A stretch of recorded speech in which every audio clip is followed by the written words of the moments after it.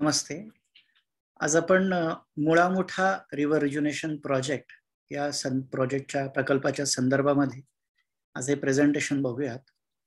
या प्रेझेंटेशनमध्ये ओव्हरऑल आपण आजपर्यंत काय प्रोजेक्टमध्ये कामं केली आहेत, प्रोजेक्ट कसा डिझाईन झाला आहे आणि कोणत्या कोणत्या टेक्निकल स्टडीज केल्या आहेत, प्रोजेक्ट कसा स्ट्रॅटेजाइज झाला आणि प्रोजेक्टमधून आपल्याला काय मिळणार आहे नागरिकांना याच्याबद्दल आपण पाहूयात. हा प्रोजेक्ट एक्सप्लेन करण्याच्या पूर्वी मी इथे सांगू इच्छितो की डाव्या बाजूला आपल्याला दिसत आहे की वेगवेगळ्या ज्या अथॉरिटीज आहेत, ज्यांची बाजू ज्यांच्या कॉर्पोरेशनची साईड नदीच्या बाजूला येते, अशा या सर्व म्युनिसिपल कॉर्पोरेशनच्या boundaries Pune municipal corporation, Pimpri Chinchwad municipal corporation, Khadki cantonment board, defence area, CME या सर्वांना घेऊन आपण हा प्रोजेक्ट सोबत बनवला आहे. याच्या व्यतिरिक्त बाकीचे जे संलग्न डिपार्टमेंट्स असतील, लँड रेकॉर्ड डिपार्टमेंट आहे, इरिगेशन डिपार्टमेंट आहे किंवा CWPRS डिपार्टमेंट, या सर्वांना देखील ह्या गेल्या 5 ते 6 वर्षाच्या कालावधीमध्ये आपण इन्व्हॉल्व करून हा प्रोजेक्ट सर्वांना मिळून बनवला. अत्यंत टेक्निकल अशा प्रकारची ही प्रोजेक्ट असल्यामुळे याच्यामध्ये वेगवेगळ्या कन्सल्टंट्सचा देखील इन्व्हॉल्वमेंट होते. या सर्व कन्सल्टंटची यादी इथे दिलेली आहे. HCP design planning management and consultancy जी आहे अहमदाबादची, ह्याच्या व्यतिरिक्त बाकी ज्या एक्सपर्ट्स आहेत, ज्या कन्सल्टंट एजन्सीज आहेत, या सर्वांनी मिळून या प्रोजेक्टसाठीची तयारी केली आहे, त्याचा स्टडीज केले आहेत की जे आपण वन बाय वन बघूयात. प्रोजेक्ट जरी आपण बघायचं झाला, पण नदीची जी सुरुवात आहे, तिचा जो इतिहास आहे, तो जाणून घेणं गरजेचं आहे. सर्वात महत्त्व म्हणजे आपलं हे जे पुणे शहर आहे, हे मुळा मुठा नदीच्या काठी जेव्हा बसलं, तर सुरुवातीला अत्यंत छोटंसं असं एक गाव होतं, एक वस्ती होती. आणि साधारणपणे 7व्या दशकामध्ये आपल्याला पुण्याचा अस्तित्व, त्याचं रेकॉर्ड आपल्याला मिळतं. त्याच्यानंतर जे काही मुघल एम्पायर्स आले, त्याच्यानंतर छत्रपती शिवाजी महाराजांचं इथे वास्तव्य होतं आणि सबसिक्वेंटली पेशवाकालीन पिरियड देखील इथे आला आणि 17व्या शतकामध्ये कुठेतरी आपलं शनिवार वाडा देखील नदीच्या बाजूला बांधला गेला. सांगण्याचा अर्थ असा की ह्या सगळ्या गोष्टी होत होत 17व्या शतकामध्ये आपलं जे पुणे आहे, अशा प्रकारचं एक इवलूसं छोटंसं गाव होतं. मुठा नदीच्या काठीवरती उंचवट्यावरती वसलेलं एक छोटंसं गाव हे आपल्याला इथे दिसतं. आणि त्याच्यानंतर कुठेतरी 17व्या शतकामध्ये शनिवार वाडा देखील बांधला गेला. पण नदी, ह्याच्या समोर वाहणारी नदी ही अत्यंत नॅचरल आणि कुठल्याही प्रकारचं प्रदूषण विरहित अशी होती. नदीवरती पूल देखील नव्हते, त्याच्यामुळे नदी क्रॉस करण्यासाठी अशा प्रकारे पोहत जाऊन किंवा प्राण्यांचा वापर करून नदीमधून जाता यायचं. 18व्या शतकामध्ये नदीचं अशा प्रकारे एक चलचित्र बनवण्यात आलं, चित्र काढलं की ज्याच्यामध्ये दिसतंय की पाठीमागे पर्वती आहे, सिंहगड फोर्ट आहे आणि हा संगमाचा भाग आहे, जिथे मुळा आणि मुठा या दोन्ही नद्या मिळतात. आणि संगमाच्या इथे असं स्वच्छ पाण्याची ही नदी आपली 18व्या शतकामध्ये होती, कारण की ह्याच्या बाजूला कुठलीही जास्त अशी डेव्हलपमेंट नव्हती. 18व्या शतकाच्या शेवटी नाईक बेट जे आपल्याला दिसते नदीच्या संगमाच्या इथे, तो हा भाग आर्टिस्टनी बनवला आहे. आणि अशा प्रकारची एक नॅचरल स्वरूपामधली जी आपण आजच्या कंडिशनला एकदम रुरल एरियामध्ये दिसतो, कधी काळी आपली मुळा मोठा नदी देखील अशी नॅचरल पद्धतीची होती, विदाऊट पोल्युशन, विदाऊट एन्क्रोचमेंट होती. कालावधीने 1875 मध्ये काही ब्रिज बनवण्यात आले की जेणेकरून शहर जसं वाढेल, डेव्हलपमेंट होईल, ही शहराच्या दुसऱ्या भागामध्ये जाण्यासाठी ब्रिजेस बनवण्यात आले.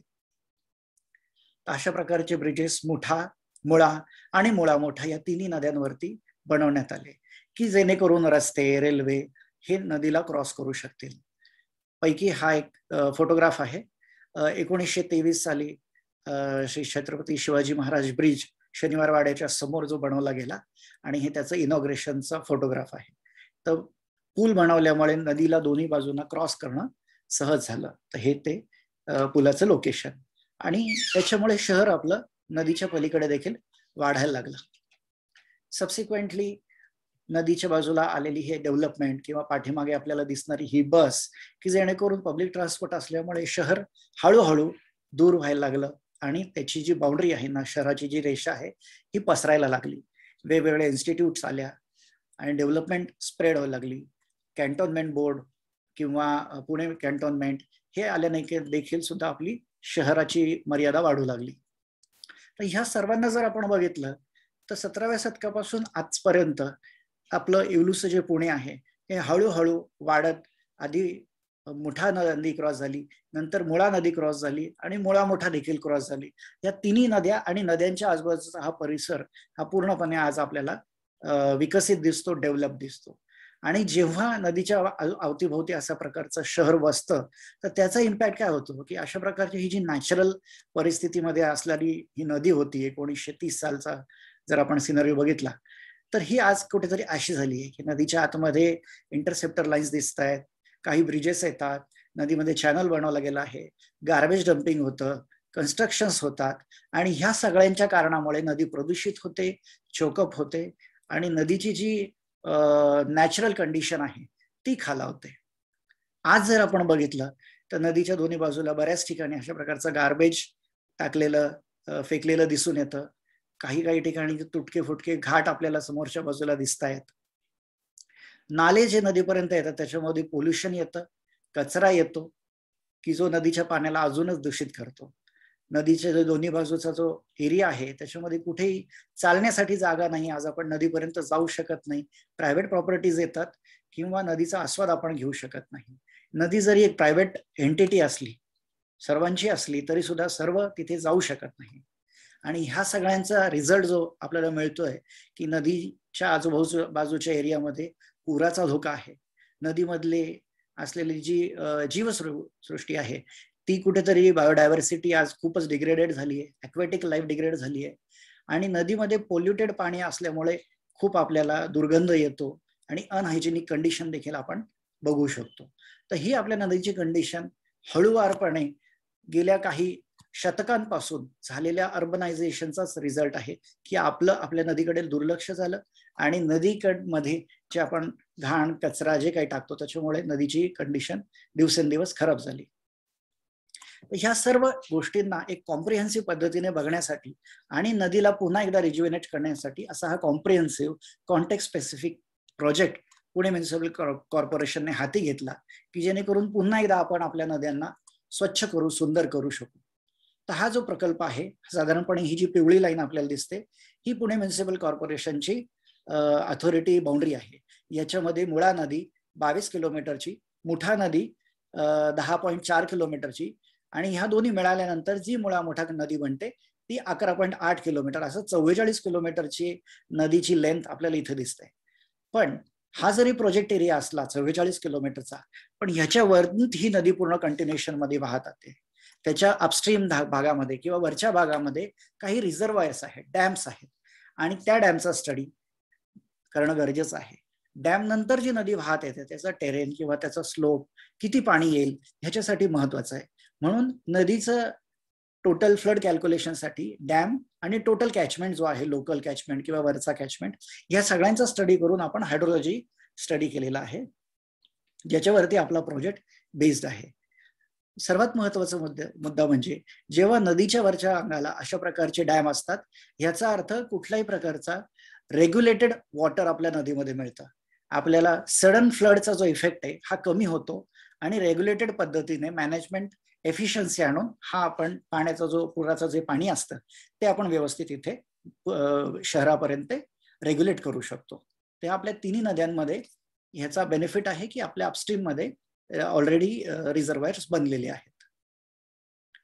अथॉरिटीज जे आपण आधी म्हणत होतो तर इथे आपल्याला दिसतं की मुळा नदीच्या वरच्या भागाला पिंपरी चिंचवड म्युनिसिपल कॉर्पोरेशन आहे, पिंपळे डिफेन्स एरिया, CME आणि खडकी कॅन्टोन्मेंट बोर्ड हे वेगवेगळ्या अथॉरिटीचा एरिया येतो. आणि ह्याच्या व्यतिरिक्त हा जो पांढरे कलर मध्ये दिसतोय हा संपूर्ण PMCचा भाग आहे. तर ह्या सर्व अथॉरिटींना म्हणूनच आपण सुरुवातीपासून सोबत घेऊन हा रिव्हरफ्रंटचा रिव्हर रिज्युनेशन प्रोजेक्टचा प्रकल्प हाती घेतला आहे. रिव्हरला समजून घेण्यासाठी, नदीला समजून घेण्यासाठी आपण अशा वेगवेगळ्या प्रकारच्या टेक्निकल स्टडीज आपण सोबत केली आहे. या सर्व 6-7 टेक्निकल स्टडीजला आपण बघूयात की आपण का केले आणि त्याच्यामधून आपल्याला काय माहिती मिळणार आहे. तर सर्वात प्रथम म्हणजे टोपोग्राफिकल सर्वे. तर ही जी 44 किलोमीटरची नदी आहे, त्या नदीचं पूर्ण पात्र आणि नदीच्या दोन्ही बाजूला असलेली वसाहत, साधारणपणे 50 ते 100 मीटरची ही जी वस्ती आहे किंवा जी काही जागा आहे, त्या सर्व जागेचा आणि नदीचा आपण सर्वे केला, टोपोग्राफिकल सर्वे केला, की ॲक्युरेटली आपल्या नदीमध्ये काय लेवल्स आहेत, काय एलिमेंट्स आहेत, ब्रिज कुठे आहे किंवा ड्रेनेज लाईन्स कुठे येतात, रस्ते कुठे भेटतात, त्यांचं लेवल काय आहे, कंपाऊंड वॉल कुठे आहे, डेव्हलपमेंट कुठून चालू होते, या सर्व गोष्टी आपल्याला फिजिकल फॉर्ममध्ये आत्ताच्या कंडिशनला आपली नदी साईटवरती जागेवरती कशी आहे हे कळून घेण्यासाठी हा आपण स्टडी केला. याच्यासाठी आपली टीम वेगवेगळ्या जागी जाऊन नदीच्या आतमध्ये, नदीच्या बाजूला अशा प्रकारे या मशीननी हा सर्वे केला जातो. याच्यानंतरचा दुसरा महत्वाचा स्टडी म्हणजे जिओ टेक्निकल इन्व्हेस्टिगेशन. म्हणजे नदीचं जे पात्र आहे, त्याचा जो बेड आहे, त्याचा स्ट्राटा कसा आहे, त्याच्यामध्ये रॉक आहे का सिल्ट आहे, हे सगळं समजून घेण्यासाठी नदीच्या दोन्ही बाजूला आपण हे जिओ टेक्निकल इन्व्हेस्टिगेशन केलं, त्याचा स्टडी, त्याचं लॅब टेस्टिंग आणि त्याचा रिपोर्ट देखील आपण अथॉरिटीला सबमिट केलाय, की जेणेकरून आपल्याला जेव्हा कन्स्ट्रक्शन करायचं आहे किंवा नदी सुधारणा प्रकल्प करायचा आहे, तर तेव्हा आपल्याला नदीमधले असलेला बेडची क्वालिटी आहे, त्याचा जो ग्राउंड आहे ते कळलं आपल्याला लक्षात येईल. याच्यानंतरचा खूप महत्वाचा मुद्दा म्हणजे हायड्रोलॉजी आणि हायड्रोलिक स्टडी. हायड्रोलॉजी म्हणजे नदीमधून किती पाणी वाहेल, तर quantity of water find out करणे म्हणजे हायड्रोलॉजी स्टडी, आणि ते पाणी कसं वाहेल याला म्हणतात हायड्रोलिक स्टडी. तर ह्याच्यावरती आपण हायड्रोलॉजी आणि हायड्रोलिक्सचा एक रिपोर्ट, त्याचा स्टडी हा आपण केला, आणि तो स्टडी करून आपण CWPRS डिपार्टमेंट जे आहे पुण्यामध्ये, त्यांच्याकडून ह्याचं वेटिंग करून घेतलं आणि सबसिक्वेंटली इरिगेशन डिपार्टमेंट कडून देखील आपल्याला ह्याच्यावरती क्लिअरन्स मिळाला. हायड्रोलॉजी हायड्रोलिक स्टडी करताना पूर्ण जी आपली इरिगेशन डिपार्टमेंटने जे 100 वर्षाची जी फ्लड क्वांटिटी आहे, जी पुराची जी क्वांटिटी आहे, तो डिफाईन केलेला पूरच आपण इथे फॉलो केलेला आहे. पण आपण हॅक्रॉस मॉडेल, जे स्टँडर्ड युनिव्हर्सली ऍक्सेप्टेड आहे, अशा हॅक्रॉस मॉडेल मधून कशा प्रकारे तो पूर पास होऊ शकेल अशा पद्धतीने हा पूर्ण स्टडी केलेला आहे. हे काही फोटोग्राफ्स आपल्याला दिसतात वेगवेगळ्या स्टेजवरती. आपण इरिगेशन डिपार्टमेंट किंवा CWPRS डिपार्टमेंट यांच्यासोबत हा स्टडी डिस्कस केला, रिव्ह्यू केला. इव्हन स्टेट कमिटीकडून जी वर्ल्ड फ्लड कमिटी आहे, त्या फ्लड कमिटी समोर देखील आपण हे प्रेझेंटेशन्स वगैरे दिले. हे काही फोटोग्राफ्स आहेत मीटिंगचे. चौथा महत्वाचा स्टडी आपण केला की नदी जी आहे ह्याच्या आजूबाजूला राहणारे, वावरणारे किंवा काम करणारे, चालणारे, या सर्व लोकांचा आपण स्टडी केला. त्यांना एक सॅम्पल आपण त्याचा सर्वे केला. तर साधारणपणे 4700 लोकांना आपण विचारलं की नदी बद्दल त्यांचं मत काय आहे, नदीमध्ये कुठल्या प्रकारचे सध्याच्या कंडिशनला प्रॉब्लेम्स आहेत की आपण जे ठीक केले पाहिजे, आणि नदी सुधार प्रकल्पाकडून त्यांच्या काय अपेक्षा आहेत, अशा प्रकारचा हा आपण ओपिनियन सर्वे नदीच्या दोन्ही बाजूला 500 मीटर दोन्ही बाजूला म्हणजे 1 किलोमीटरच्या एरियामध्ये हा स्टडी केला. या स्टडीला जर आपण थोडक्यात बघितलं तर आपल्याला एक कळतं की आपल्याला एक कॉम्प्रिहेन्सिव्ह प्रपोजल करण्याची का गरज आहे, की लोकांच्या म्हणण्यानुसार तर ह्या प्रायोरिटीज येतात, आणि ह्या प्रायोरिटीज आपण जर बघितल्या तर सर्वात पहिलं म्हणजे वॉटर क्वालिटी स्वच्छ झाली पाहिजे. नदीमध्ये जिथे पाणी नाहीये तिथे पाणी असलं पाहिजे. नदीमध्ये जी इकॉलॉजी खराब झाली आहे ती रिस्टोर झाली पाहिजे, इम्प्रूव्ह झाली पाहिजे. नदीच्या आजूबाजूला असलेले पब्लिक स्पेसेस ते व्यवस्थित इम्प्रूव्ह झाले पाहिजे.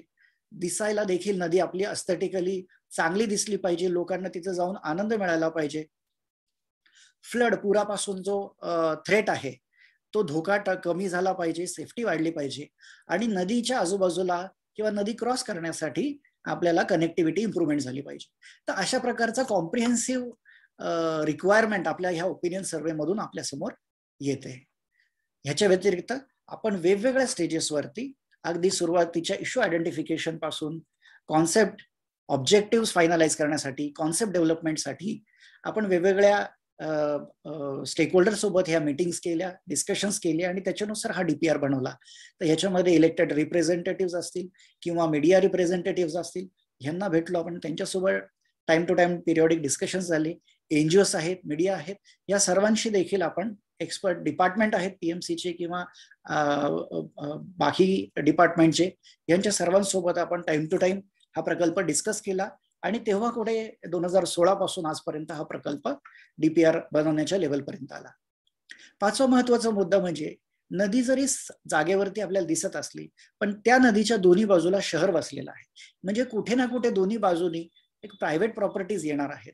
तर त्या दोन प्रायव्हेट प्रॉपर्टीच्या मधून वाहणारी ही नदी ही ऍक्च्युली ऑन पेपर कुठे आहे हे फाइंड आउट करणं, नदीची लाईन कुठे आहे हे फाइंड आउट करणं म्हणजे बेस मॅप प्रिपरेशन. आणि हे बेस मॅप आपण लँड रेकॉर्ड डिपार्टमेंटचा जो डेटा सेट आहे त्याला घेऊन त्याला टोटल स्टेशन्स वरती सुपर इम्पोज करून हा बनवला आहे. तर त्याचा हा एक ओव्हरऑल मॅप.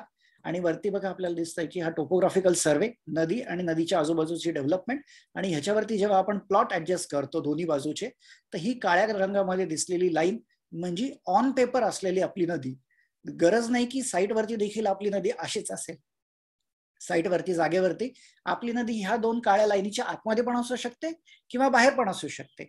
पण ऑन पेपर ही आपली नदी कुठपर्यंत आहे हे बघण्याचं काम म्हणजे लँड रेकॉर्ड डिपार्टमेंटच्या डेटाबेस वरती बनवलेला हा बेस मॅप, की जेणेकरून जेव्हा आपण स्थळावरती जातो ते आपल्याला कळेल की नदीची जागा कुठपर्यंत आहे. सहावा महत्वाचा स्टडी म्हणजे एन्व्हायरमेंटल मॉनिटरिंग.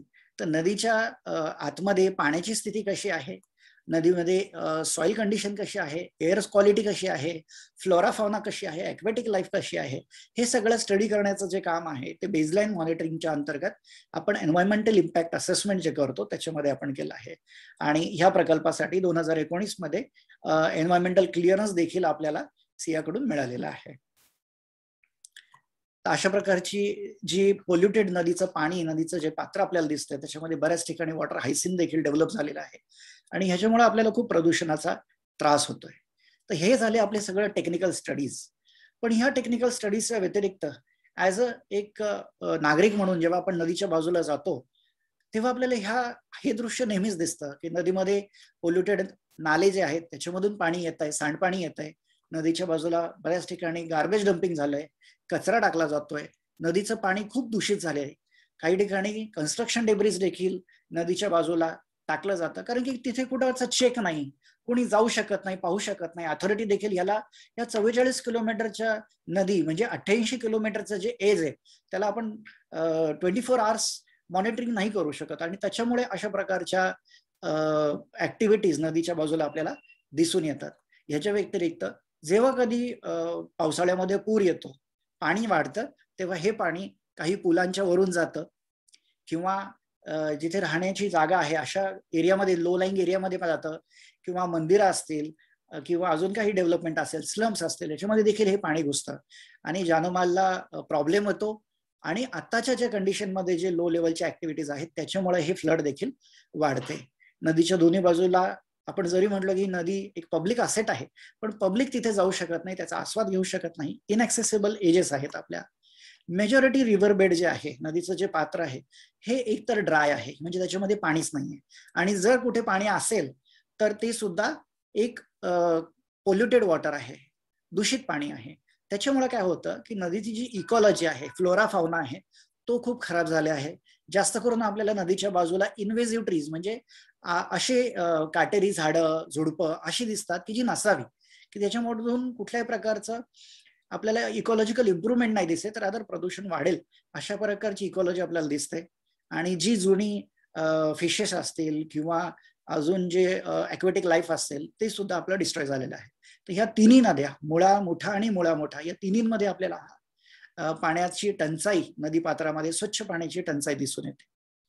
याच्या व्यतिरिक्त अथॉरिटीने बऱ्याच ठिकाणी काही घाट डेव्हलप केले आहे, ड्रेनेज लाईन्स टाकले आहेत, कुठे रोड आहे, कुठे ब्रिजेस आहेत.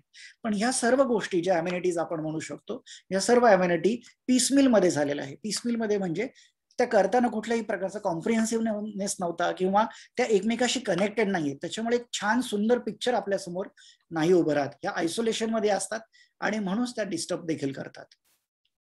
या सगळ्यांचा इफेक्ट, रिझल्ट जो आपल्याला दिसतो की नदीने आपल्या नदीपर्यंत जाण्याची आपली इच्छा होत नाही आणि म्हणूनच शहराने आपली पाठ नदीकडे वळवली आहे.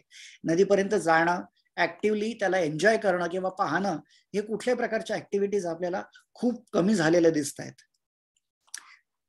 आणि ह्या सर्व इश्यूना पाहता ह्यांनाच आपण ठीक केलं पाहिजे आणि ह्याच्यावरतीच आपल्या प्रोजेक्टचं ऑब्जेक्टिव्ह असलं पाहिजे, अशा प्रकारचे आपला हा प्रोजेक्ट स्ट्रॅटेजाइज केला आहे.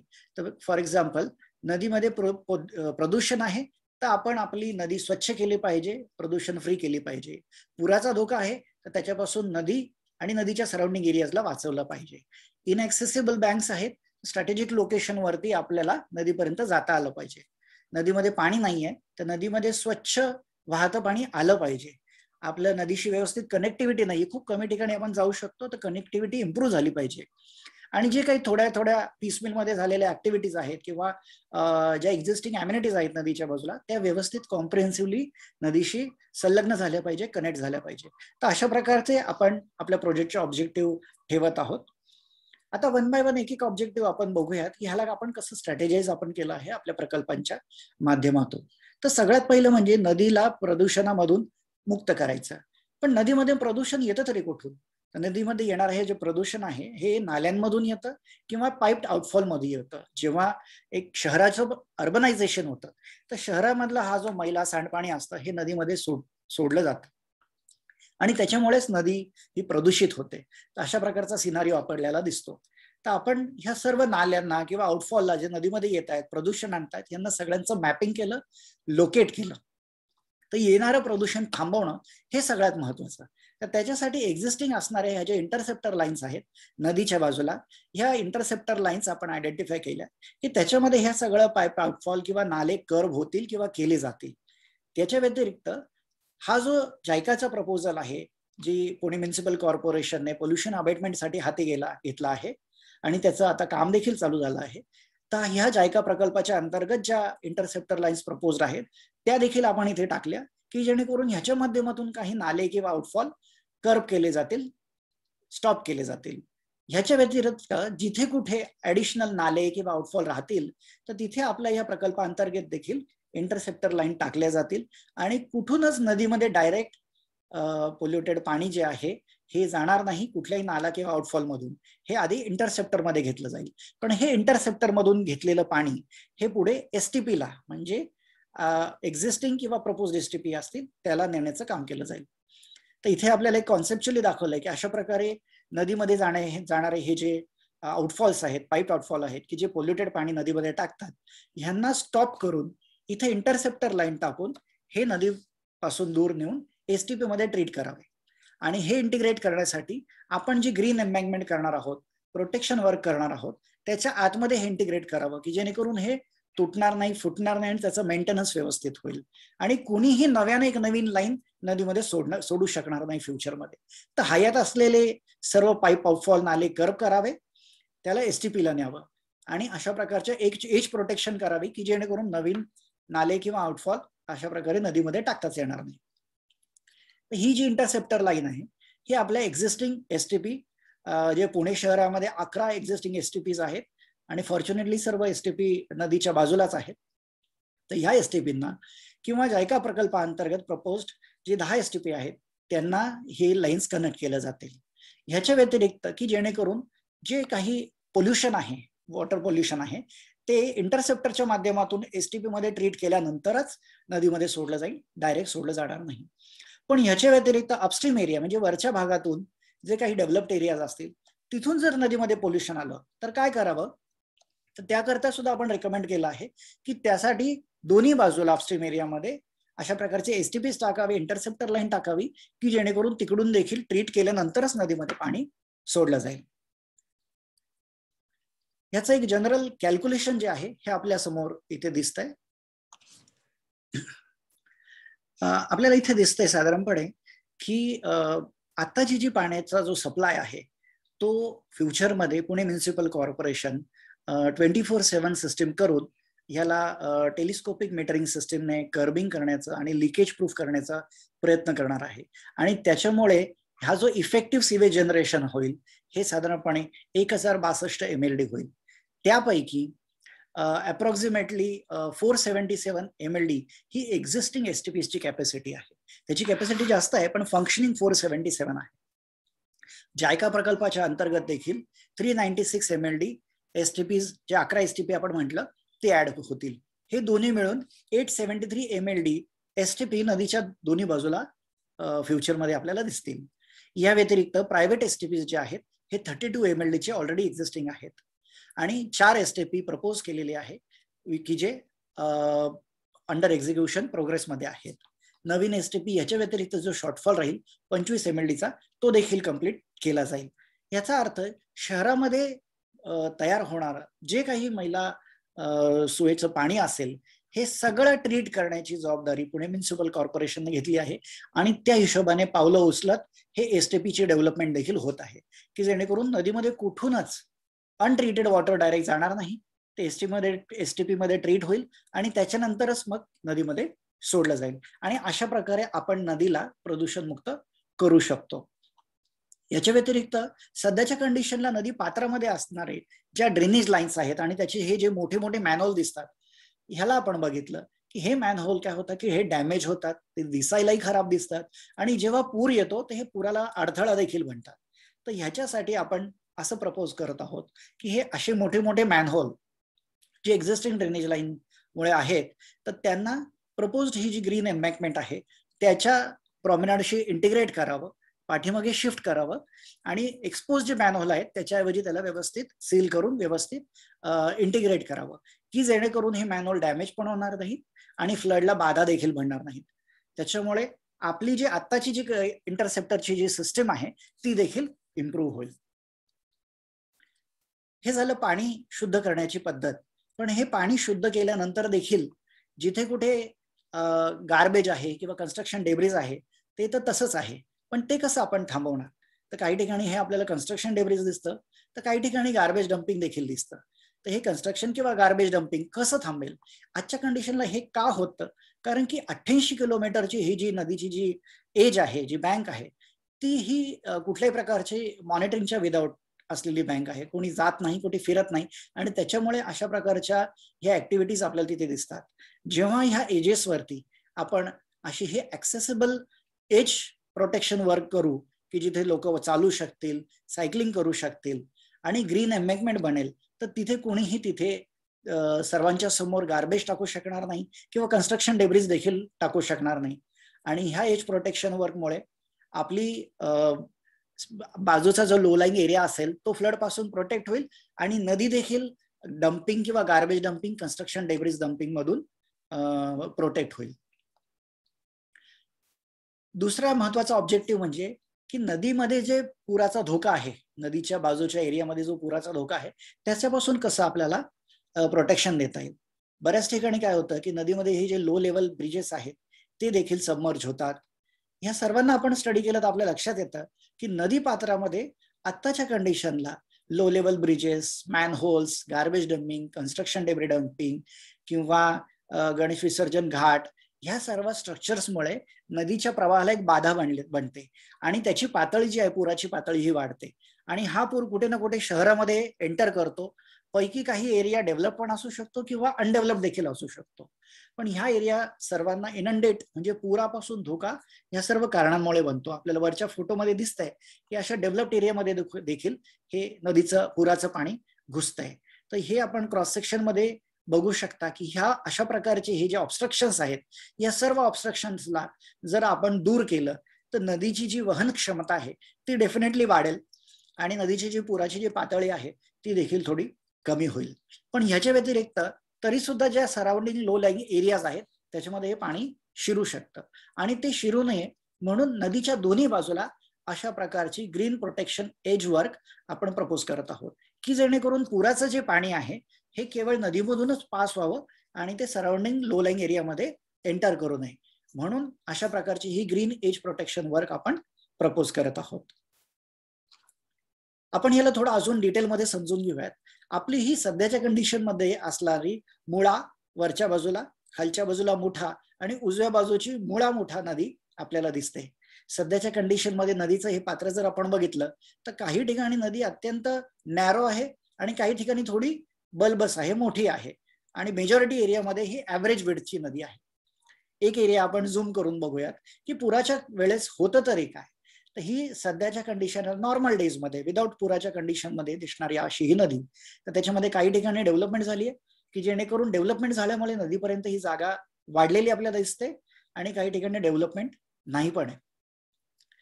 इथे आपल्याला हा जो मॅप दाखवला गेलाय तर त्याच्यामध्ये ही जी पर्पल कलरची डॅश लाईन आहे ही आपली लँड रेकॉर्डची लाईन आहे आणि वाहणारी नदी आपल्याला ब्ल्यू कलरमध्ये हॅच्ड एरियामध्ये दिसते. म्हणजे काही ठिकाणी हा ब्ल्यू एरिया नदीच्या लँड रेकॉर्डच्या बाहेर येतो आणि काही ठिकाणी हा एरिया त्याच्या आतमध्ये असतो. सध्याच्या कंडिशनला जेव्हा नदी वाहते, नदीचं पाणी वाहतं, तर त्याच्या टेरेननुसार किंवा आपण त्याचे कंटूर म्हणू, कंटूरनुसार हे पाणी वाहत असतं. तर मधल्या भागामधून हे पाणी सरळ वाहतं आणि आजूच्या भागामध्ये जिथे नदी उथळ असते तिथून हे पाणी मिअँडरिंग पॅटर्न मध्ये वाहतं, म्हणजे गोल गोल फिरतं.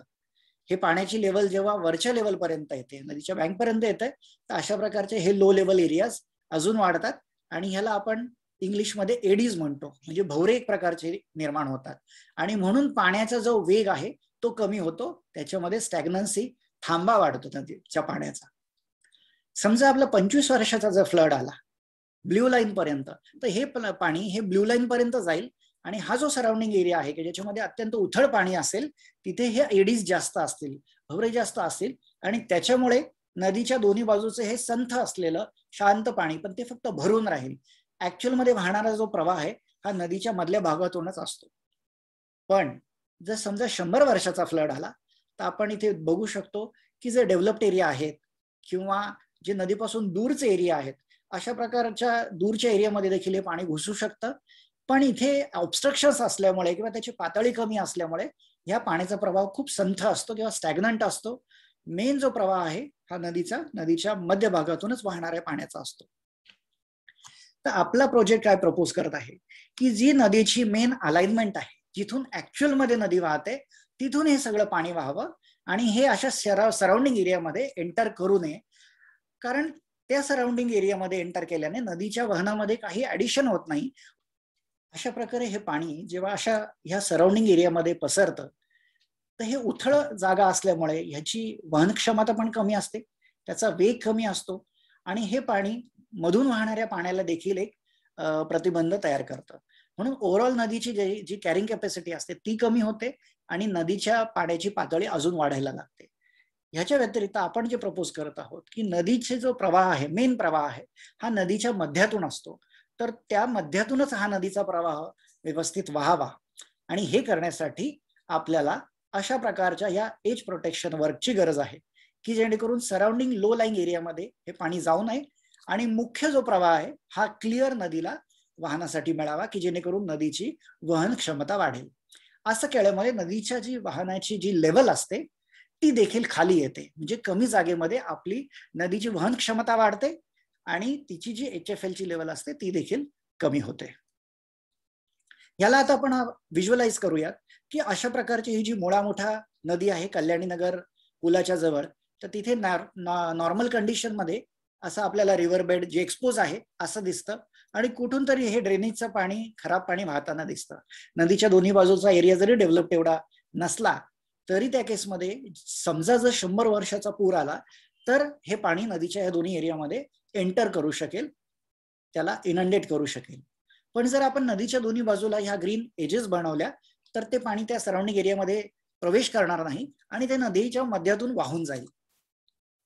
पुन्हा जेव्हा हे पूर निघून जाईल तर 1-2 दिवसानंतरच पुन्हा आपली ही जी ग्रीन एम्बॅकमेंट आहे, ग्रीन एज आहे, ही शहरातील रहिवाशांसाठी वापरासाठी ओपन होईल. म्हणजे आपल्याला ही जी एज प्रोटेक्शन वर करायची ही अशी केली पाहिजे की जेणेकरून पुरापासून ही धुतली गेली नाही पाहिजे आणि डॅमेज देखील नाही झाली पाहिजे.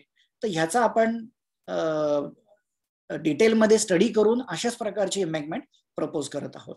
आता आपण बघूया, तर जर हा एरिया सराउंडिंग एरिया जर डेव्हलप्ड असेल, फॉर एक्झाम्पल ताडीवाला स्लम पुन्हा एकदा एरिया आपण बघूयात आणि ह्या ठिकाणी जर 100 वर्षाचा पूर आला तर डेफिनेटली ह्या स्लम एरियामध्ये हे पाणी घुसणार आणि त्याच्यापासून लोकांना त्रास देखील होईल. पण जर ह्याच्या समोर अशा प्रकारची ग्रीन एज एम्बॅकमेंट आपण जर बनवली तर ती 100 वर्षाची जी फ्लड आहे ती नदी पात्रातूनच पूर्णपणे वाहून जाईल आणि ह्या स्लम एरियामध्ये एंटर करणार नाही. आणि जेव्हा हा पूर वाहून जाईल त्याच्यानंतर ही रिजिड अशा प्रकारची जी स्ट्रॉंग एम्बॅकमेंट आहे ही पूर्ववत होईल आपल्याला वापरासाठी आणि कुठल्याही प्रकारचं ह्याला डॅमेज देखील होणार नाही. पण पूर्ण 44 किलोमीटरच्या रिव्हरसाठी आपण एक सारखी एम्बॅकमेंट आपण प्रपोज नाही करत आहोत. आपण त्याच्यासाठी काय केलं की नदीच्या दोन्ही बाजूला असलेली जागा कशी आहे आणि लेवल ऑफ डेव्हलपमेंट कशी आहे हे आपण लक्षात घेतलं. फॉर एक्झाम्पल पहिल्या इमेजमध्ये आपल्याला दिसतं की नदीच्या दोन्ही बाजूला खूप कमी डेव्हलपमेंट आहे, स्पार्स डेव्हलपमेंट आहे. दुसऱ्यामध्ये काही ठिकाणी डेव्हलपमेंट आहे आणि काही ठिकाणी नाही आहे. आणि तिसऱ्या इमेजमध्ये आपल्याला दिसतं, फॉर एक्झाम्पल मोठा नदीमध्ये दोन्ही बाजूला जॅमपॅक डेव्हलपमेंट झाली आहे, नदी एकदम चोक झाली आहे. तर जर जागा जास्त अवेलेबल असेल अशा प्रकारे, तर आपल्याला नदीच्या एजेस वेगळ्या दिसतील. आणि जिथे जागा नसेल, एकदम शहर जवळ आले, तर आपल्याला जागेचा अभाव देखील जाणवेल. तर पहिल्या सिनारिओमध्ये आपल्याला दिसतं की जर नदी बाजूला जागा अवेलेबल असेल तर एकदम जेंटल ग्रीन नॅचरल पद्धतीचे एज प्रोटेक्शन वर्क आपण करू शकतो, की ज्याच्यामध्ये कॉम्पॅक्टेड अर्थ, नेटिव्ह ग्रासेस, लोकल ट्रीज आणि स्टोन्स याचा वापर करून आपण ही एज प्रोटेक्शन वर्क करू शकतो. अत्यंत नॅचरल मटेरियलची आणि नॅचरल दिसणारी एम्बॅंकमेंट आपण इथे प्रपोज करत आहोत. पण दुसऱ्या सिनारिओमध्ये जर तेवढी पुष्कळ जागा नसेल, थोडी जागेअभावी आपल्याला हा स्लोप ट्रॅपोसॉइडल करून पण सिमिलर टेक्नॉलॉजी यूज करून आपण हे कन्स्ट्रक्ट करू शकतो. पण तिसरा सिनारिओ मध्ये जिथे कुठे आपल्याला अजिबातच जागा नाही, पण राहण्याची जी घरं आहेत यांना पाडून तर आपण एम्बॅंकमेंट नाही करू शकत. त्याच्यामुळे फोर्सफुली काही ठिकाणी आपल्याला अशी व्हर्टिकल एज प्रोटेक्शन वर्क करावं लागेल. पण त्यामध्ये देखील इंटरसेप्टर लाईन इंटिग्रेट केली जाईल आणि शेड गिव्हिंग ट्रीज जे आहेत, नेटिव्ह ट्रीज, ते देखील प्लांट केले जातील. या सर्व सिनारिओला जेव्हा आपण आपल्या नदीवरती अप्लाय करतो तर आपला हा जो प्लॅन आहे हा आपल्या डोळ्यासमोर येतो की साधारणपणे 87% जागेवरती आपल्याला या ग्रीन एम्बँकमेंट्स दिसतात आणि केवळ 13% जागेवरती अशा प्रकारच्या व्हर्टिकल एजेस दिसतात की जिथे आपल्याला फोर्सफुली व्हर्टिकल एजेस करणं गरजेचं आहे, की जिथे एकदम स्ट्रक्चर्स डेव्हलप झाले आहेत, लोक राहत आहेत, किंवा डिफेन्स वगैरेचा एरिया की ज्याच्यामधून आपल्याला जास्त ॲक्विजिशन करता येणार नाही, लँड घेता येणार नाही आणि तिथे फक्त आपल्याला व्हर्टिकल एजेस करता येईल. तर इथे मला म्हणायला आवडेल की साधारणपणे आपल्या पुण्याच्या नदीमध्ये आपण जास्तीत जास्त ग्रीन एम्बँकमेंट, नॅचरल एम्बँकमेंट करण्याचा प्रयत्न करत आहोत. आणि हे प्रपोजल करताना, हे डिझाईन करताना, एम्बँकमेंट प्लॅनिंग करताना IS कोडचा आपण पूर्णपणे फॉलो केला आहे. किती फ्लड पास व्हावा, त्याच्यामध्ये किती फ्रीबोर्ड द्यावा, 1 मीटरचा फ्रीबोर्ड आपण याच्यामध्ये ठेवला आहे. म्हणजे 100 वर्षाच्या पूर पातळीच्या वरती देखील आपण 1 मीटरचा बफर ठेवलेला आहे, फ्रीबोर्ड ठेवलेला आहे. जे काही क्लायमॅटिक चेंजेस असतील किंवा लोकल जे इम्पॅक्ट असतील ते देखील या फ्रीबोर्डमध्ये जवळपास 20%चा हा आपण फ्रीबोर्ड इथे 1 मीटरचा देणार आहोत. अशा प्रकारची एज प्रोटेक्शन वर्क आपण याच्यामध्ये प्रपोज करत आहोत की जेणेकरून नदीचं इरोजन होणार नाही, नदीमध्ये फर्दर एन्क्रोचमेंट होणार नाही आणि सराउंडिंग एरियामध्ये जे नदीचं पाणी जात आहे त्याच्यापासून देखील त्या एरियाचं प्रोटेक्शन होईल. आता तिसऱ्या ऑब्जेक्टिव्ह कडे आपण वळूयात की नदीचे जे बँक इनॲक्सेसिबल आहेत, जिथे आपल्याला जाता येत नाही, वावरता येत नाही, चालता येत नाही, नदी बघता येत नाही, अशा एजेसला आपल्याला काही प्रमाणामध्ये एक्सेसिबल करणं गरजेचं आहे. जसं आपण म्हटलं की ही 44 किलोमीटरची अर्बनाइज्ड परिसर असलेली नदी आहे. म्हणजे नदीच्या काही स्ट्रॅटेजिक लोकेशनवरती आत्ताच्या कंडिशनला देखील काही ऍक्टिव्हिटीज आपल्याला दिसत आहेत. फॉर एक्झाम्पल संभाजी उद्यान आहे, विठ्ठलवाडी मंदिर आहे, बंड गार्डन आहे, काही ठिकाणी इटरीज आहेत जडब्रिजच्या खाली. अशा प्रकारच्या वेगवेगळ्या ऍक्टिव्ह एरियाज देखील आपल्याला दिसतात. तर त्या ठिकाणी काही आपण ऍक्टिव्ह एरियाज प्लॅन केल्या पाहिजे. ह्याच्या व्यतिरिक्त नदीची जी मेजॉरिटी एरिया आहे ही अशी शांत आणि काम एरिया आपण त्याला म्हणू शकतो की ज्याच्यामध्ये मिनिमम इंटरव्हेन्शन असेल, लँडस्केपिंग असेल, वॉकिंग ट्रेल्स असतील, सायकलिंग ट्रेल्स असतील आणि ह्याच्या व्यतिरिक्त काही नसेल. तर ग्रीन एजिंग करणं, त्याच्यामधून ऍक्सेस देणं आणि कवर्ड शेड गिव्हिंग एरियाज बनवणं हे याच्यामध्ये आपल्याला मेजॉरिटी एरियामध्ये करता येईल. पण ह्याच्या पुढे जाऊन काही एरिया असे आहेत की ज्याच्यामध्ये खऱ्या अर्थाने आजच्या तारखेला सुद्धा खूप छान व्हेजिटेशन आहे, इकोलॉजी आहे.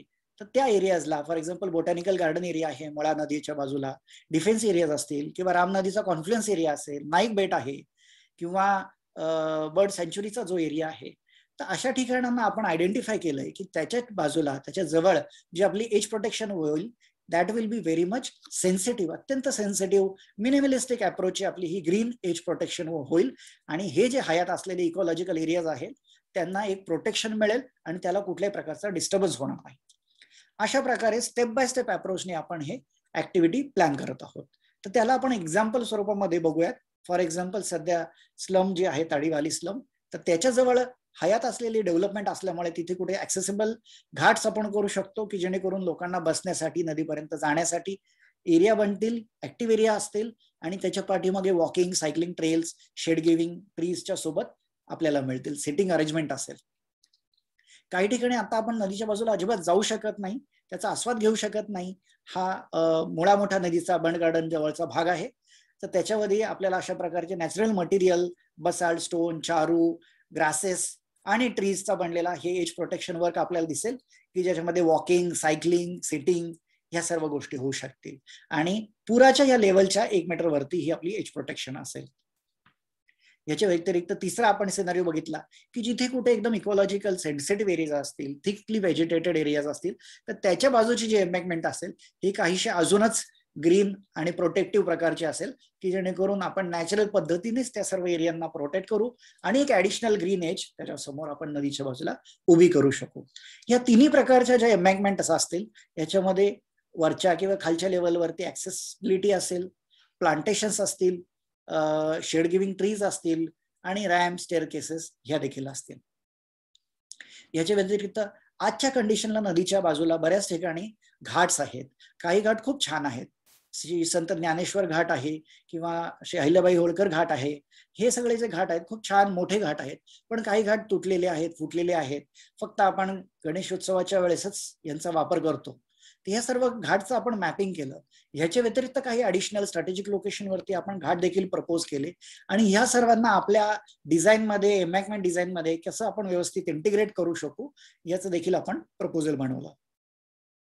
नदीच्या बाजूला जाण्यासाठी काही लोकेशनवरती एक्झिस्टिंग स्टेप्स, रॅम्प्स आहेत, त्यांना देखील आपण मॅप केलं आणि त्याचं देखील प्रपोजल आपण बनवलं की कुठे कुठे आपण ऍड करू शकतो. तर वरच्या बाजूला आपल्याला हा जो उजव्या बाजूला दिसतोय हा अप्पर प्रॉमेनाड आहे, वाईड सायकलिंग, वॉकिंगसाठी.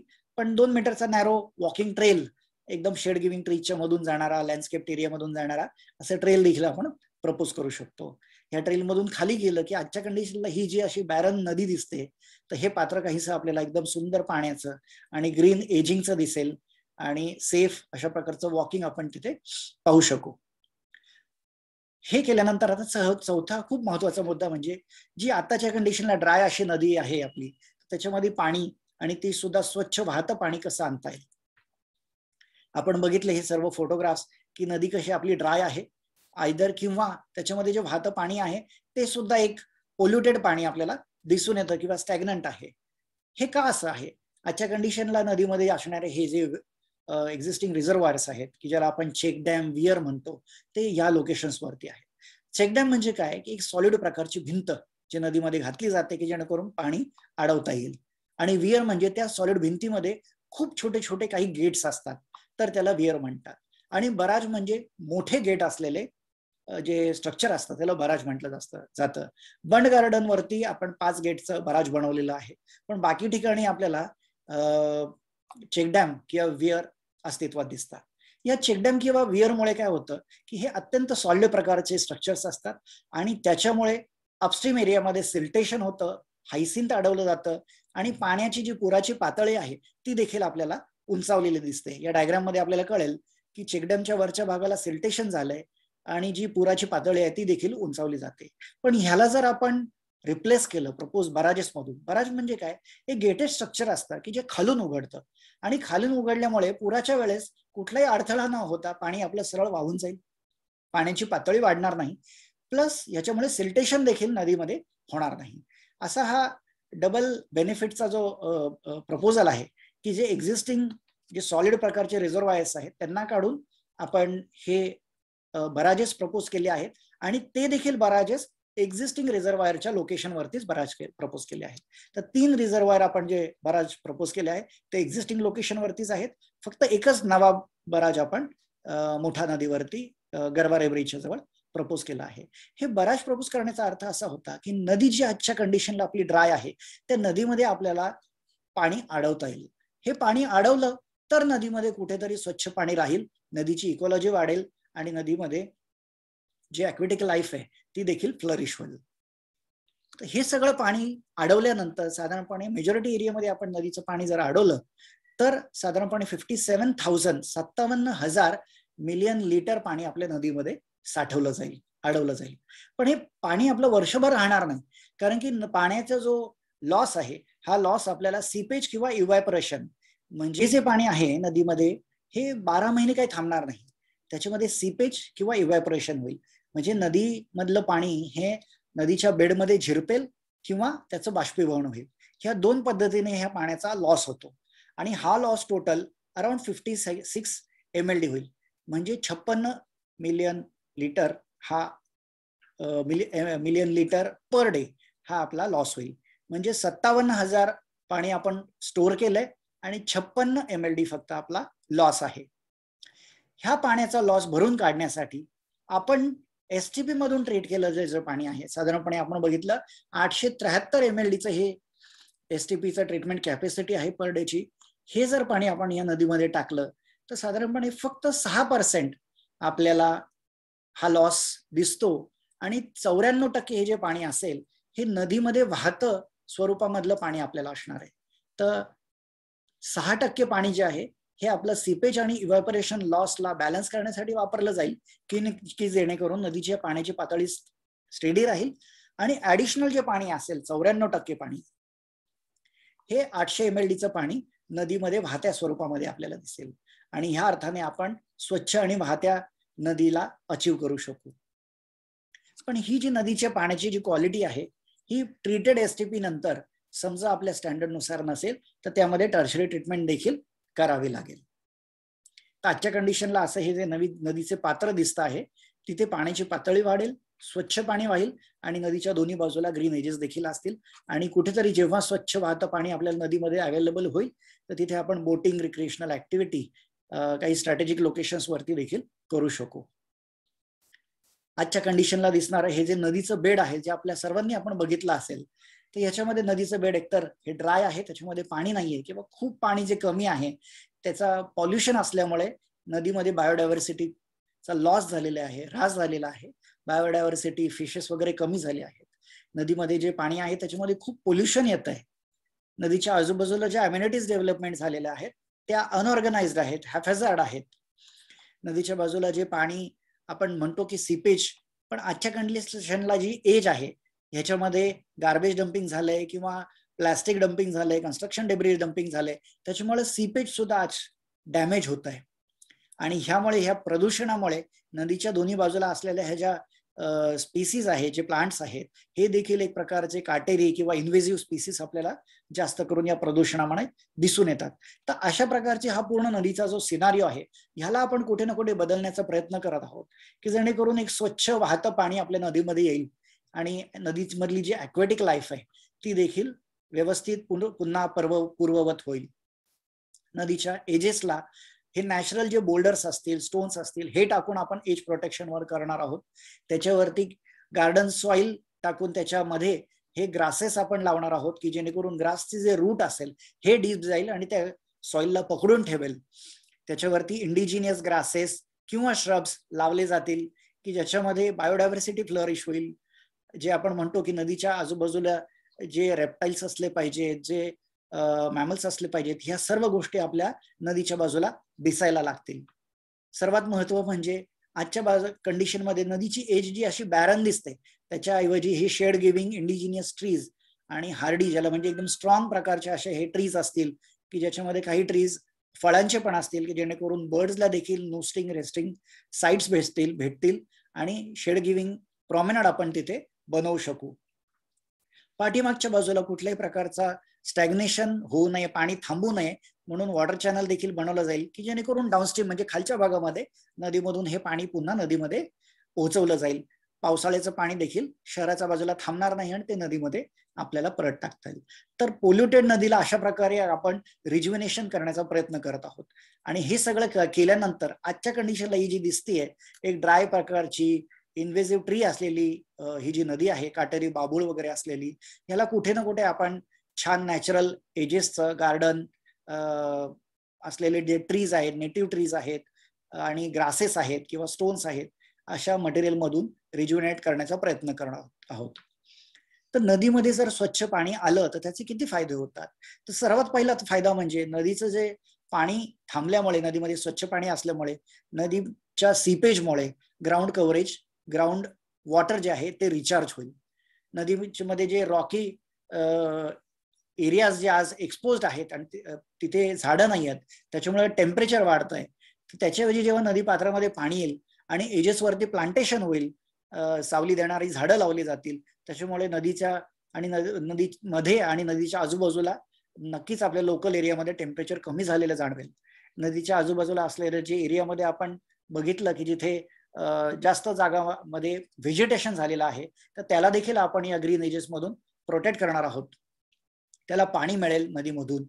नदीच्या आजूबाजूला जे आपण नवीन प्लांटेशन करणार आहोत त्याच्यामधून इकॉलॉजी आणि बायोडायव्हर्सिटी देखील नदीची फ्लरिश होईल. नदीमध्ये जर पाणी असेल तर तिथे कुठे ना कुठे आपण स्ट्रॅटेजिक लोकेशनवरती बोटिंग ऍक्टिव्हिटी देखील करू शकू.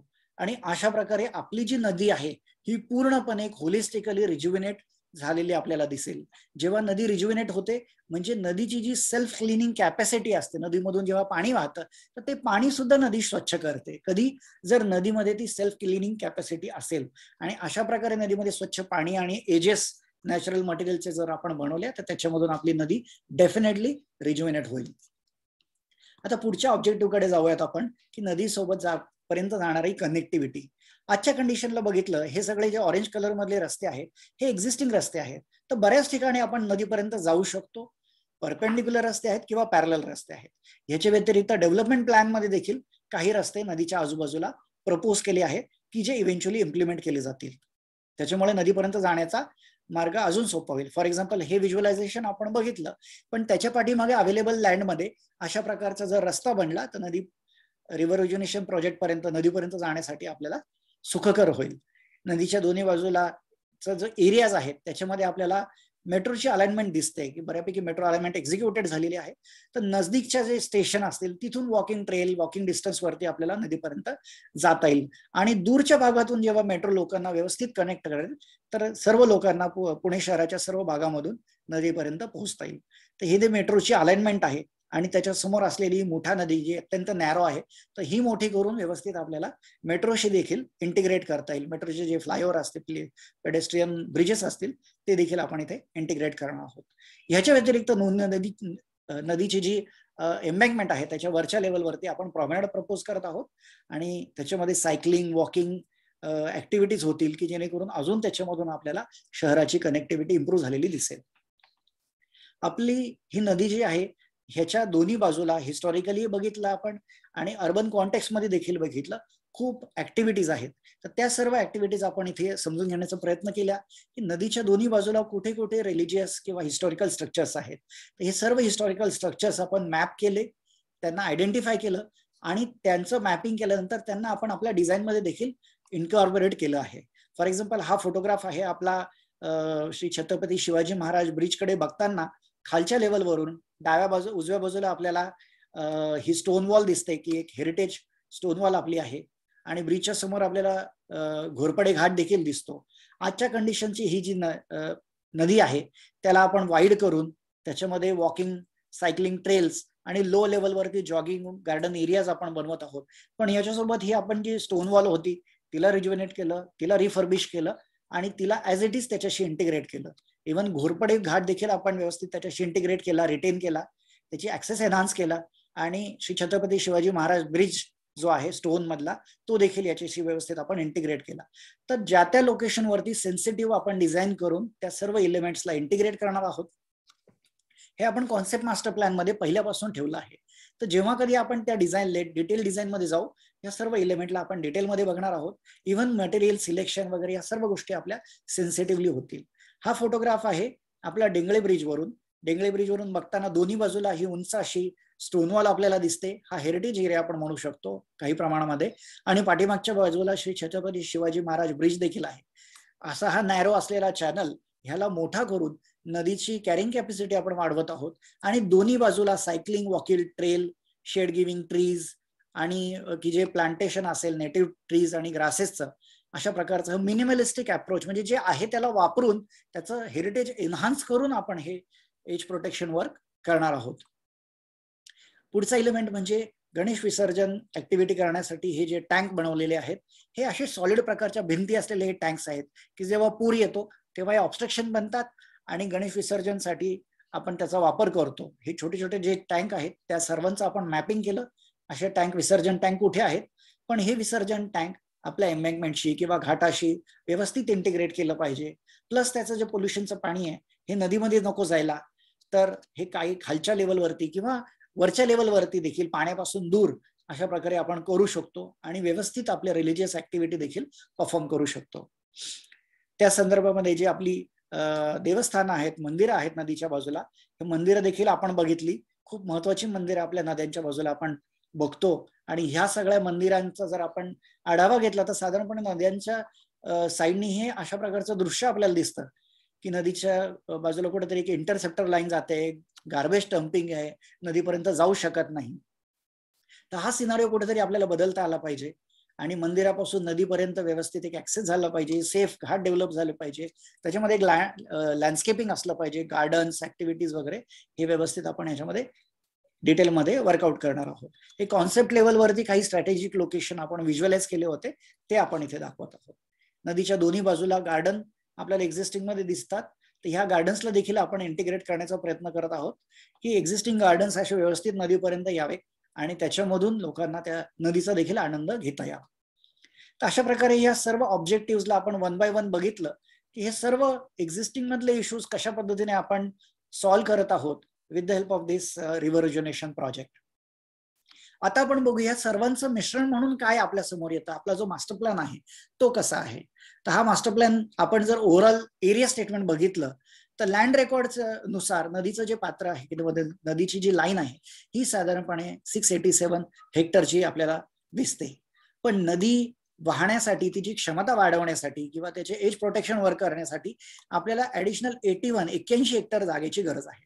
ह्याच्यापैकी बहुतांशी जागा ऑलरेडी नदीचे पात्र आपल्याला कुठेतरी जागेवरती दिसतं. हे दोन्हींना मिळून आपला जो प्रकल्पची बाउंड्री बनते ही 768 हेक्टरची बनते. आता प्रपोजल मध्ये ह्याच्यामध्ये आपण काय करणार आहोत तर मेजॉरिटी ह्याचा जो एरिया आहे हा परमनंट नदीसाठी आपण देणार आहोत की जो 526 हेक्टरचा असणार आहे. आणि पुराच्या कंडिशन मध्ये ह्या ज्या एज प्रोटेक्शन वर्क असतील ज्याच्यावरती पुन्हा नदीचं पाणी वाहू शकेल ह्या ग्रीन एजेससाठी 180 हेक्टर. तर साधारणपणे 92% ही जी जागा आहे आपल्या प्रकल्पाची ही नदी आणि नदी संवर्धनासाठीच वापरली जाईल. ह्याच्या पाठीमागच्या बाजूला अशा प्रकारच्या या ज्या नॅरो अरुंद जागा उरतील ह्या सर्व जागांचं टोटल मिळून जी एरिया आहे दॅट इज 62 हेक्टर, 62 हेक्टरची जागा आपल्याला नदीच्या एज प्रोटेक्शन वर्कच्या बियॉन्ड मिळू शकते. पण ही जागा देखील आपण कुठल्याही प्रकारच्या रिअल इस्टेट डेव्हलपमेंटसाठी, रेसिडेन्शियल कमर्शियल डेव्हलपमेंटसाठी वापरणार नाही आहोत. पण आपण ही कशासाठी वापरणार आहोत की जे पब्लिक अम्युनिटीज आहेत, पब्लिक ओपन स्पेसेस आहेत किंवा इन्फ्रास्ट्रक्चर युटिलिटीज आहेत, लोकांसाठीच ही जागा वापरली जाईल आणि लोकांनाच परत ही जागा नदीची दिली जाईल. तर साधारणपणे आपल्याला हे अशा प्रकारचं बायफर्केशन ह्याच्यामध्ये दिसतं. तर 70% जागा ही नदीच्या पाण्यासाठी की जिथे सदैव पाणी असेल, 22% जागा पुन्हा नदीसाठी की ज्याच्यामध्ये एज प्रोटेक्शन वर्क होईल आणि पुराचं पाणी देखील त्याच्यावरती येऊ शकेल. आणि ह्याच्या पाठीमागे जी 8% उर्वरित जागा आहे त्याच्यामध्ये 74% म्हणजे मॅक्सिमम जे असेल ते gardens, parks, urban forest, playground असतील आणि 26% जागेमध्ये आपल्याला amenities, ghats, plazas, parking, food court या सगळ्या गोष्टी आपल्याला आढळतील. तर आपण ह्या सर्व गोष्टी नदी संवर्धन प्रकल्पाअंतर्गत देत आहोत की पार्क, गार्डन बनतील, टेम्पलच्या समोर कुठे घाट बनतील, विसर्जन कुंड व्यवस्थित इंटिग्रेट केले जातील, एक्झिस्टिंग असलेल्या ज्या अम्युनिटीज असतील त्या देखील इंटिग्रेट केले जातील.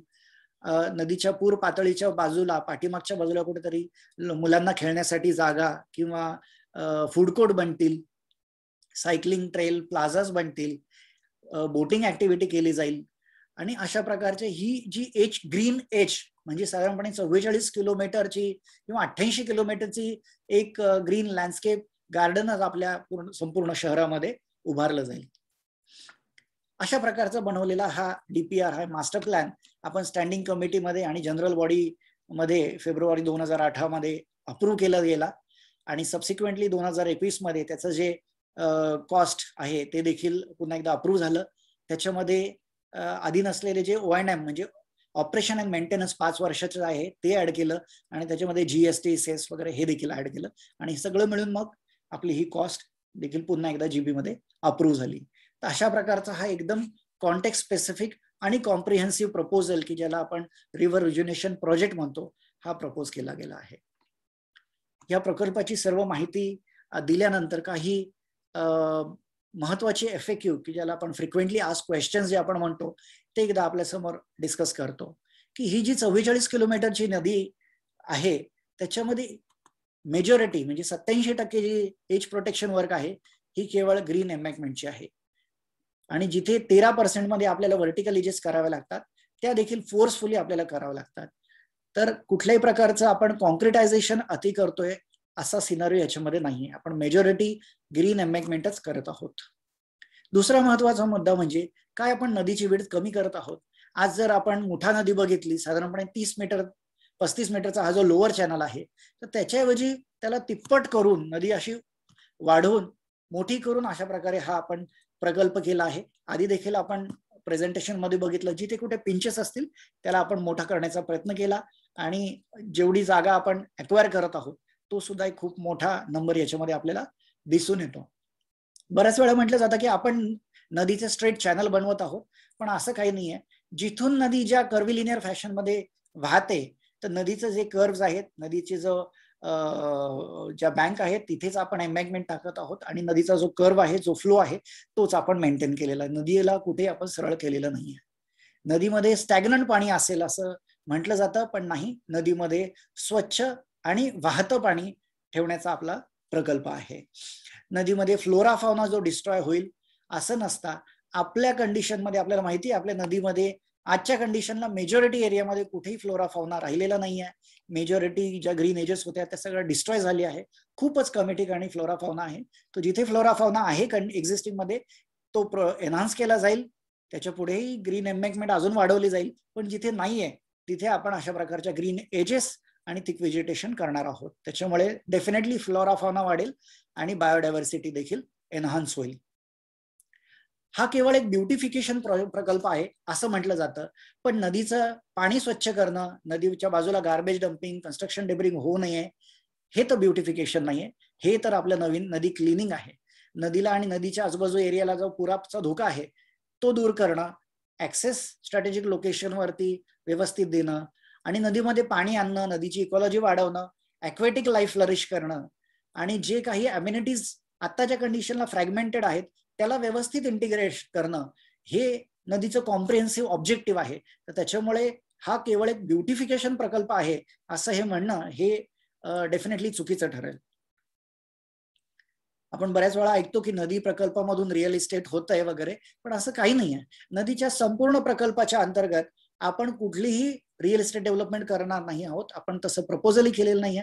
आपल्या प्रकल्पाच्या अंतर्गत केवळ parks, garden, open spaces, amenities एवढंच डेव्हलप होणार आहे. खूप खूप धन्यवाद आपल्या सर्वांचे. आज जरी मी हा प्रकल्प आपल्या सर्वांसमोर प्रेझेंट करत आहे, पण ह्याच्या पाठीमागे संपूर्ण HCP आणि सर्व कन्सल्टंटची team, PMC, PCMC, defence department आणि अदर एक्सपर्ट डिपार्टमेंट ह्या सर्वांचं सहकार्य आहे आणि या सर्वांचं मिळून हा प्रोजेक्ट आहे. आपल्या पुण्याचा हा प्रोजेक्ट आहे. धन्यवाद.